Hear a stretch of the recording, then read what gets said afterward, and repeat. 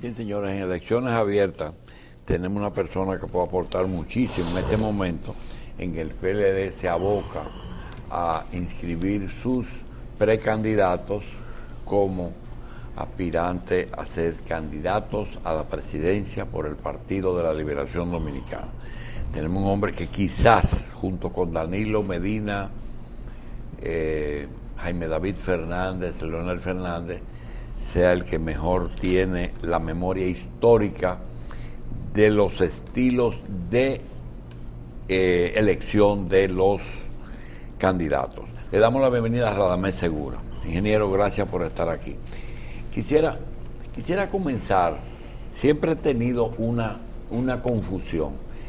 En las primeras convenciones, yo recuerdo que el doctor Euclides Gutiérrez y Norge Botello como que se quejaban de que ellos debieron ser los candidatos y tenían algunas quejas sobre los mecanismos de elección. ¿Cómo eran los mecanismos de elección en aquella época? Sí. Bien, buenos días Julito, buenos días José, buenos días Lilian, buenos días Juan. Muy encantado de estar aquí. Bueno, en el caso de el compañero Euclides Gutiérrez y el compañero Norge Botello, ellos participaron enfrentando al presidente Leonel Fernández, al hoy presidente Leonel Fernández, en las primarias del año 1999. 1995. Que fue cuando se hizo las negociaciones, ¿verdad?, para cortar el periodo presidencial del presidente Balaguer, que debía terminar en el 96. O para alargarlo. Para alargar que terminaba en el 94.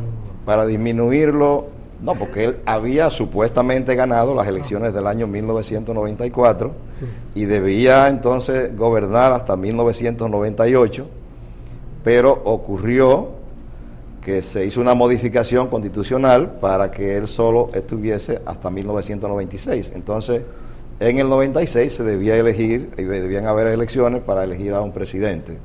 En el año 1995, Euclides Gutiérrez, Norge Botello, que en paz descanse, y el hoy presidente Leonel Fernández compitieron para la primaria. ¿Cómo eran esas primarias? Éramos pocos. Esas primarias eran, desde el punto de vista de los comités intermedios, con las manos levantadas. Entonces, si un organismo iba a votar, vamos a suponer un comité de base tiene 7 miembros, o tenía 7 miembros, tenía 8 o 9, y evidentemente que tenían que levantar la mano para decir por quién votaban. Entonces ahí era fácil darse cuenta por quién votó cada quien. Ay, hasta en el mesón de bar había un comité de base. Bueno, vamos a dejarlo ahí, esa parte. Pero lo que digo es que levantaban la mano y ahí se sabía quién tenía ese organismo y quién tenía otros organismos. Entonces, esa parte perjudicaba fuertemente a ciertos compañeros del partido, de la dirección del partido, que en el caso, por ejemplo, de Euclides, fue una persona que no se veía con esa simpatía que se veía al entonces Leonel Fernández, y en el caso de Norge Botello tampoco se veía de esa manera, y evidentemente que ese tipo de votación podía perjudicarles. ¿Cuándo emerge Leonel Fernández? Lo que ocurre es lo siguiente: en el PLD nosotros llegamos al comité central del partido en el año 1982-83, en ese congreso que hizo, que organizó, ¿verdad?, don Juan. Ahí ya se había producido la salida de la gente de Toñito en el 78. El PLD lucía, ¿verdad?, un poco decaído, y don Juan llevó a una serie de jóvenes al comité central, entre los cuales estaba Danilo Medina, estuvo Leonel Fernández, estuve yo, y otros, Wilton Guerrero y otros. Entonces, ahí ya surge Leonel, surge Danilo, surgí yo, creo que Temístocles ya había llegado al comité central, y evidentemente que el comité central del partido pasó a tener unos 32 miembros. Entonces, ahí surgimos nosotros todos.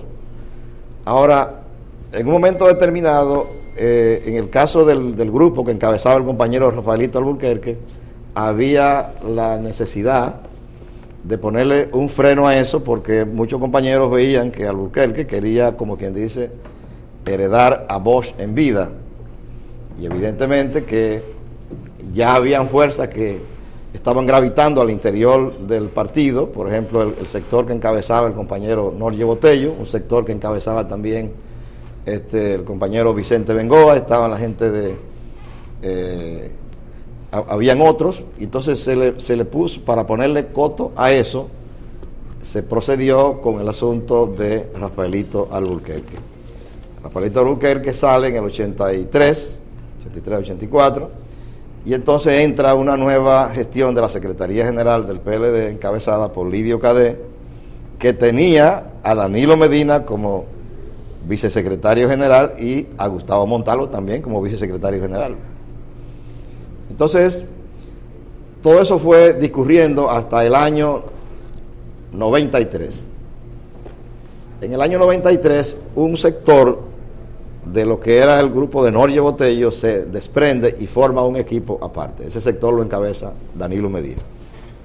Ahí estaban el compañero Temístocle Montaz, habían otros compañeros ahí también, Daniel Toribio, Ligia Amada, y el presidente Fernández estaba ubicado en otro sector, donde estaba el caso, por ejemplo, de Vicente Bengoa, Mapuí y Nércida Marmolejo. Tenía simpatías ahí en ese sector. De alguna forma ellos lo llamaron y se juntaron. Entonces la primera actividad que hizo ese sector, que destacó a Leonel, fue que en el 93 el compañero Lidio Cadé y el compañero José Joaquín Vidó Medina competían para conseguir la candidatura vicepresidencial de Bosch para el 94.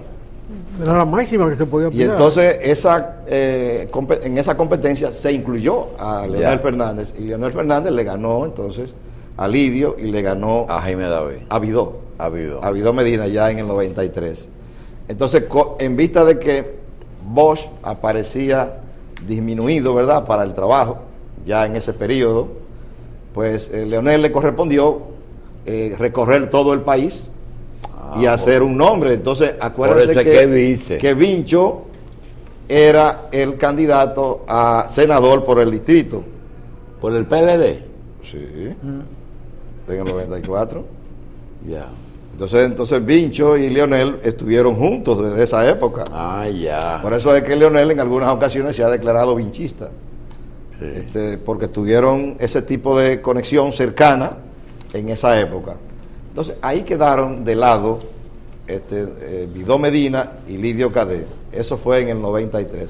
Se hizo la campaña del 94, luego vino los acuerdos estos que modificaron la Constitución, y en el año 95 Leonel compitió con Euclides Gutiérrez y compitió con Norge Botello y le ganó. Ya entendimos el asunto. Ahora, hay otro tema que yo quisiera que usted nos explique.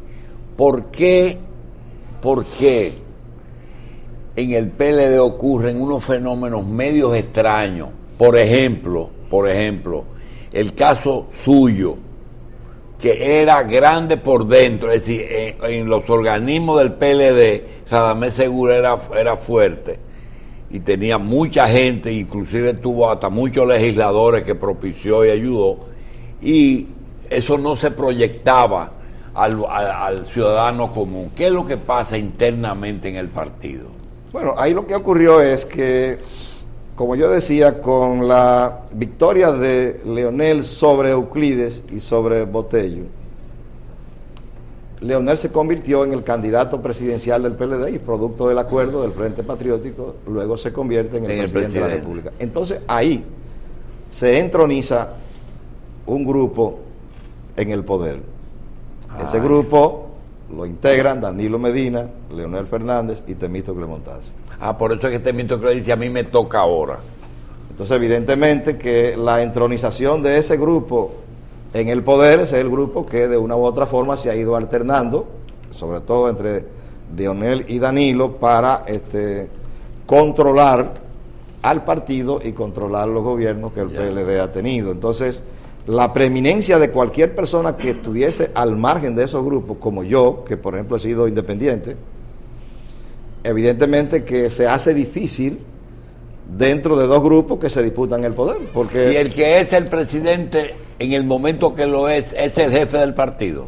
no necesariamente Pero es el que nombra. ha sido así. Lo que pasa es que se ha convertido ya en una situación de rutina que el partido se está adhiriendo al gobierno. Antes no era de esa manera. Y esos 16 años, y esos 16 o 15 años de Leonel ininterrumpido presidiendo el partido, ¿por qué? Bien, Leonel empieza a dirigir el Partido de la Liberación Dominicana luego de que salimos del poder en el año 2000. Recuerden que había incluso una persecución que había contra el PLD y parte de los principales funcionarios del gobierno que Leonel encabezó en el periodo 96-2000.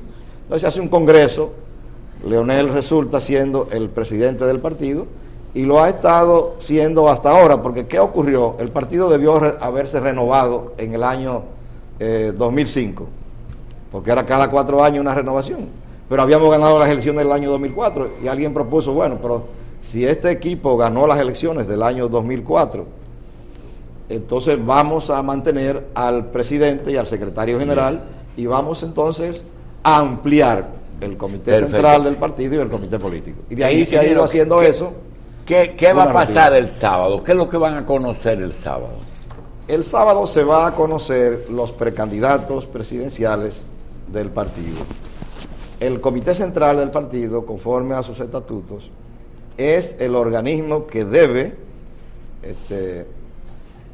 designar, que debe elegir a los precandidatos presidenciales.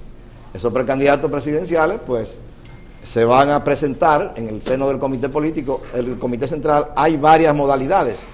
Está la modalidad que tiene que ver con presentar una plancha, o la modalidad de presentación 1 por 1. Yo, por ejemplo, favorezco que se haga una presentación individual de cada uno de los compañeros que aspiramos a la candidatura presidencial. Digo, alguien se levante, ¿verdad?, y diga, yo presento a fulano, simplemente, y una persona lo secunde, y al final, pues, se haga una plancha con todo el que se inscribió para participar, para evitar mayores males, mayores traumas dentro de la organización, porque el partido está muy, vamos a decir, sectarizado, y hay que dar un ejemplo de unidad dentro de la organización, y ese ejemplo de cierta unidad o de cierta tolerancia, pudiéramos decir, podría expresarse a través de una votación como esta. De todas formas, evidentemente que eso no quiere decir necesariamente que una gente que haya sido escogido como precandidato presidencial en el comité central vaya a ser candidato, vaya a o sea, ahí no se va a elegir carrera. El candidato. No, un precandidato. Los precandidatos. Las votaciones van a ser el 6 de octubre. Y doña Margarita no se puede incluir a la ley 3318, ley del partido político. Doña Margarita no se puede incluir ahí como detalle femenino siquiera. Se puede incluir todo el que quiera. Ajá. La Junta ha puesto como restricción que sean 15 precandidatos. No pueden pasar de ahí para cualquier partido. Ah, ya. Entonces, bueno, puede ser 15 precandidatos. Yo creo que ya son más de 10, 11 o 12, pero todavía hay cabida para que... Pero hay partidos que no tienen 15 militantes. ¿Eh? Hay partidos que no tienen 15 militantes. Bueno, ahí todos son precandidatos. Ingeniero, ¿No sé, Israel? Usted ha dicho que el grupismo que está actualmente afectando al PLD lo está desangrando. ¿Podría quedar sin sangre este partido si se siguen estos grupos? Llegando al enfrentamiento tan radical que tiene. Bueno, lo que pasa es que las organizaciones, y aquí José Israel tiene una amplia experiencia en eso, las organizaciones políticas deben cada cierto tiempo ir reconociendo los cambios y las transformaciones que se van produciendo a nivel internacional y que de una u otra forma repercuten en la sociedad dominicana, ya sea a través de la internet, a través de las redes sociales o de cualquier otro medio.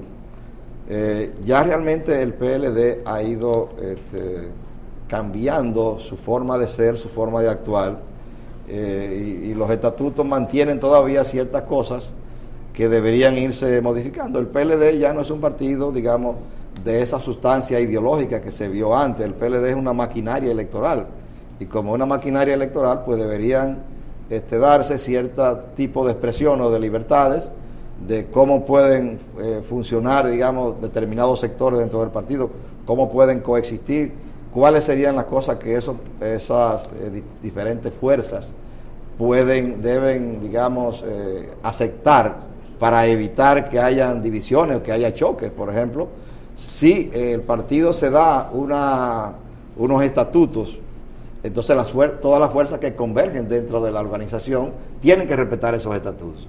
Si se da unos métodos, por ejemplo, para elecciones internas, ya sea con un padrón o de manera abierta, todas tienen que respetar eso.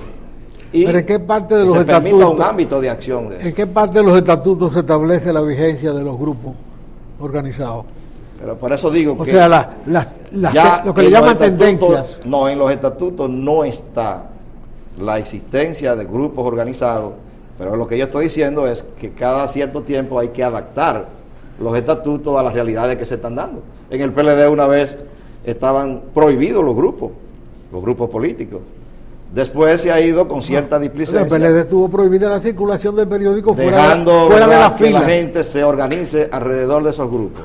Entonces, evidentemente que yo creo que lo que hay que hacer es darle vigencia a esos cambios y a esas transformaciones que está imponiendo la realidad desde fuera. Por ejemplo, ahora se ve que ha habido muchos cambios en el plano electoral a nivel nacional, la ley 3318, la ley 1519, adicionándola a la ley 175 ya existente. Entonces traen una nueva organización, una nueva estructuración de la forma incluso de hacer elecciones. Entonces los partidos tienen que adaptarse a esos cambios en las leyes, las modificaciones constitucionales. Es decir, son muchas cosas que ya se están dando y que un partido no puede mantenerse anclado en el pasado sobre la base de que esos cambios son oponibles a ese partido. Ingeniero, No. ingeniero, desde su almohada, ¿realmente usted ha analizado si el PLD está dividido o no? Bueno, el PLD, desde el punto de vista de los hechos y de las opiniones, tiene una división interna. Esa división interna, pues, se está manifestando por una lucha por el poder que yo considero mal encausada entre sectores dentro de la organización. Yo he dicho que este grupo que surgió en el año 1996 desde el poder, que han integrado los compañeros Danilo Medina, Leonel Fernández y Temístocle Montaz, ha sido el grupo que ha usufructuado prácticamente en todo el trayecto las cosas del gobierno, las cosas del partido, unas veces alternándose, otras veces haciendo gobierno con partido, pero en otras ocasiones con situaciones ya que van pasando de una tolerancia completa a una cierta intolerancia entre los grupos. Entonces, la lucha por el poder deviene en ese tipo de situación. Por ejemplo, el caso del poder representado, digamos, en la presidencia de la República, ocurre que el poder solo puede ocuparlo una persona. Y si más personas quieren el poder, aunque sean amigos, pues terminarán discutiendo sobre esa base. Eso fue lo que se dio. O conformándose con la superintendencia de banco. Pudiera ser. Porque eso fue lo que ocurrió incluso con quienes asesinaron a César, a Julio César, en la génesis del Imperio Romano, Casio y Bruto, que estuvieron al principio, ¿verdad? O sea, encabezando esa parte. Uh-huh. Ellos, los generales, Marco Antonio y Octaviano, le cayeron atrás a Casio y a Bruto y le dieron caza en la sabana de Tarso. Hicieron batalla y ellos lo vencieron. Entonces ellos venían desde la sabana de Tarso hacia Roma, prácticamente en el mismo carromato, en la misma carroza. Pero sabían que en Roma había que elegir un emperador. y que los dos no podían ser emperadores. Entonces esos dos hombres, aunque eran amigos y habían echado esa batalla juntos y habían vengado al César, pues evidentemente sabían que tenían que enfrentarse. Y efectivamente así lo hicieron. Y entonces Octaviano venció a Marco Antonio y a Cleopatra en la batalla de Actium y se proclamó el emperador Augusto. Entonces lo que hay ahora es que tú tienes que decir, bueno, nosotros somos amigos, tenemos una buena relación, pero los dos queremos lo mismo y lo queremos al mismo tiempo. Y entonces evidentemente que tienen que darse ese tipo de roces, ese tipo de situaciones, porque son de la búsqueda por el poder. Ahora, lo que yo digo es que eso es inevitable, pero debe organizarse de manera tal que no solo ellos tengan oportunidad de participar, sino que todo el que quiera participar pueda hacerlo. Y ese ambiente se está creando, y yo creo que en este momento las condiciones para que una candidatura, una precandidatura como la nuestra, que ha sido independiente, que ha ido en crecimiento, pueda presentarse como una precandidatura que sea conciliadora y que garantice la unidad del partido, porque los sectores del presidente Medina y del presidente Fernández están en un claro conflicto, y hay un principio que establece que quien es conflicto no es solución. Entonces, como hay tres fuerzas independientes dentro del PLD, una la encabeza el presidente Medina, otra la encabeza el presidente Fernández y otra la encabezamos nosotros, creemos que es el momento de esta tercera fuerza, en contraposición con lo que decía otro compañero, de que era su momento porque era del triunvirato, de los tres primeros. A mí me corresponde porque soy la tercera fuerza, y la tercera fuerza es la que garantiza la unidad del Partido de la Liberación Dominicana. Bueno, el sábado van a ir 6 o 7 precandidatos. ¿Usted espera que alguno se retire antes? Yo espero que no. Todo el que está para inscribirse, yo creo que está haciendo su campaña. Por lo menos nosotros... Ahí no se va a rechazar a nadie, ¿verdad? Yo no soy partidario de que se rechace a nadie. Yo soy partidario de que se sabe que en el todos. PLD tienen, los compañeros todos tenemos derechos y deberes. Y uno de los derechos es elegir y ser elegido. Bien. Entonces, evidentemente que cada uno tiene su derecho. Yo no soy partidario que en una situación como la que hay ahora mismo se rechace a nadie, porque también habría un asunto que pondría en evidencia que el control se da por la correlación relativa que tenga cada grupo, y no por una situación de que los compañeros que se van a inscribir tengan méritos para ser candidatos presidenciales o eventualmente presidencia de la República. Entonces, si la gente se va a excluir en ese tipo de situación simplemente porque no es del grupo A, ni del grupo B, ni del grupo C, entonces yo creo que se estaría dando un mal Todo ejemplo. ese poder que tiene el presidente de la República hoy, que es Danilo Medina, de ganar Leonel Fernández la presidencia, inmediatamente se revierte en la fuerza y pasaría Leonel a ser el jefe. ¿Tendría el poder que tiene Danilo hoy? Bueno, podría decirse que correlativamente habrían gente del sector del presidente Medina que pudieran estar apoyando al presidente Fernández en una eventualidad como esa, pero yo diría que hoy las diferencias entre esos grupos son tan grandes, entre esos sectores, y tan profundas, que ya evidentemente que cualquier tipo de, vamos a decir, acuerdo que se pudiera dar, luce lejano en este momento. Esos acuerdos se estaban produciendo, se venían produciendo a través del tiempo, si uno lo observa. Sí, Por ejemplo, siempre. el presidente Medina, En el 16 hubo un acuerdo. y lo vamos a ver desde el 96, cuando ustedes ven en el 96, en el periodo 96-2000, el presidente Fernández asume la presidencia de la República, pero el jefe político es el Danilo Medina, que era el secretario de la presidencia, y el compañero Temístocle Montario, una especie de jefe técnico. Pero posteriormente, cuando llegamos en el año 2004 también, los coordinadores de la comisión de transición fueron ellos mismos. Ahora, siendo práctico, porque tú eres un hombre muy práctico, sabiendo tú que existen esas dos fuerzas, ¿cuál es la situación por la que tú insistes en la candidatura?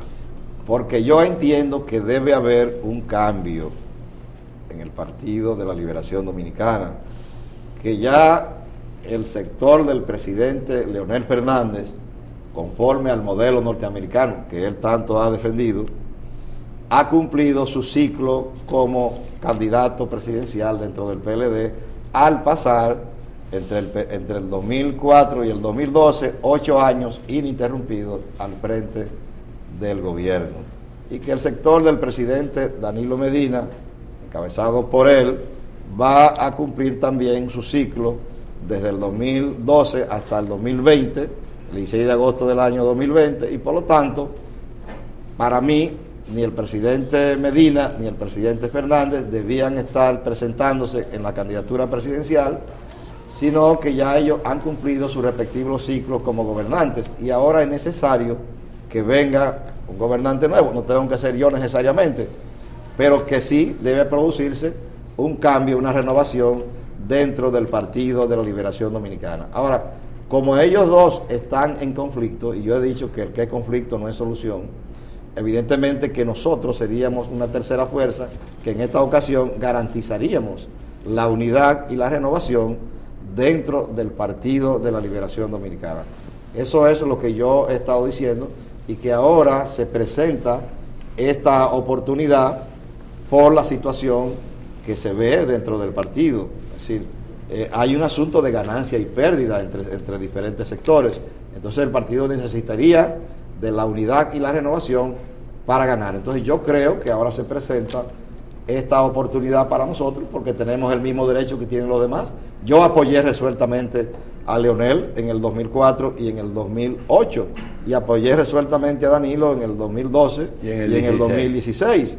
Pues es justo que también ellos puedan apoyarme a mí, si yo soy el que resulte favorecido, ¿verdad?, en la elección de la candidatura presidencial, porque somos iguales, e incluso llegamos al Comité Central, como yo lo dije al principio de mi intervención. Y esa percepción que usted tiene, ¿podrían tener a los miembros del Comité Central, qué es lo que a la larga van a decir quién es el candidato? Esa percepción que yo tengo. Sí. Bueno, yo creo que sí, en el partido hay una voluntad de cambio. Lo que pasa es que esa voluntad de cambio se está dando de abajo hacia arriba. Abajo en la base del partido, que nosotros tenemos mucha fuerza, que tenemos una gran estructura, la voluntad de cambio es muy manifiesta. Arriba quizás se hace con timidez, porque ustedes saben que hay ciertas situaciones donde los compañeros no quieren verse envueltos en la alta dirección en una posición donde ellos digan, bueno, tengo que decidirme por A, o tengo que decidirme por B o por C, y podría, ¿verdad?, poner en peligro algún tipo de situación. Como análisis está bien ahora. ¿A qué distancia usted está de ser candidato y de ser presidente de la República? Porque yo quiero que usted sea presidente. Bueno, una cosa sería los hechos y otra cosa son las realidades. Como tú mismo brillantemente dices, yo me siento a una distancia cercana. Equidistante. Cercana del poder. Creo que debo ser ahora, y estoy trabajando para ser ahora. Los hechos dirán si esa percepción que yo tengo de estar cerca del poder, pues es una percepción real, o simplemente se quedó. La pregunta más difícil que se le puede hacer a Radamés Seguro ahora. Usted que ha sido colaborador de los dos y siempre ha tenido relaciones, nunca ha tenido un enfrentamiento con ninguno de los dos, ¿entiende que el hecho de que Danilo Medina tenga algún preferido lo perjudica? Bueno, yo diría que depende del sentido de esa preferencia. El presidente Medina es un hombre que, hasta donde yo lo conozco y tenemos una amistad de muchos años, es un hombre de poder. Es una persona que le gusta actuar también con realidades. Él entendería lo que es lo más conveniente, porque a veces uno no puede ser uno mismo. Y cuando él lo llama a ustedes 6 y conversan con él, le dijo, yo no voy. Sí, cuando nos llamó, ya él había dado su discurso del 22 de No, julio. no ahora, no. Cuando el lo 6 de llamó marzo, aquella vez que le dijo, arranquen. El 6 de marzo del año pasado, dijo que era incierto. Ya, no le aseguró. No aseguró. Siempre hubo como un Porque velo. dijo Temito Clemontaje aquí que él le dio la impresión de que él le había dicho Bueno, pero ya tú, que no podía decir que no, pero ya tú le estás diciendo, a él le dio la impresión. A usted le dio la impresión. No, dice que Temístocle te dijo a ti que a él le dio la impresión. La impresión. Entonces, él no fue categórico. Él Sí. siempre dejó como un velo de un cierto enigma. ¿Por qué Leonel no tenía precandidato y Danilo sí? No, Leonel tuvo precandidato. Esa es una pregunta muy importante. Leonel, el 8 de enero del año 2009, llamó a su apartamento a 6 compañeros. Ah, también. A Danilo Medina, a Jaime David, a José Tomás, a Francisco Javier, a Franklin Almeida y a mí. Y nos escogió como los 6, como los precandidatos. ¿Qué Que él año? sería ¿Qué año? En el año 2009. Los precandidatos para el año 2012, porque él no iba a presentarse a ese proceso electoral y él sería el árbitro. Eso al día siguiente fue publicado en primera plana en todos los periódicos. Bien. Y fue luego aprobado por el comité político. Ahora, Tenía- ¿qué hizo Leonel? Si me dan un minuto. ¿Seguro? Él hizo esa acción y nos pareció muy bien. Pero poco tiempo después comenzó con el compañero Félix Bautista a buscar firmas para la modificación de la Constitución. Y evidentemente que esas firmas estuvieron acompañadas de una sustanciación ideológica que le estaba dando la Fuerza Nacional Progresista sobre la base de los ejemplos de lo que había ocurrido con Simón Bolívar en la década del 30 del siglo pasado. Entonces, evidentemente, sobre esa base se estaba hablando de que aunque hubo una modificación de la Constitución de la República en el año 2010, se entendía que eso no era oponible al presidente Fernández y que el presidente Fernández podía aspirar, y se llegaron a llevar al Palacio de los Deportes unos 2 millones, según se ha dicho, de firmas que avalaban esa posición que desde el punto de vista conceptual y desde el punto de vista teórico había elaborado la Fuerza Lilian. Nacional Progresista encabezada por el doctor Bicho Castillo. Ingeniero, uno desde fuera ve muchas cosas, pero quiero saber de usted, si usted entiende que realmente es cierto lo que dicen las encuestas, que el PLD no gana si va dividido. Yo creo en eso. Yo creo en eso porque casi todas las encuestas que se han hecho en los últimos tiempos dan al PLD con una cómoda ventaja sobre su más cercano contendor, que en este caso sería El PRM. el partido PRM. Ahora, dan al PLD como institución, como unidad institucional. No dan a Danilo Medina aislado, no dan a Leonel Fernández aislado, ni a Radamés Segura aislado.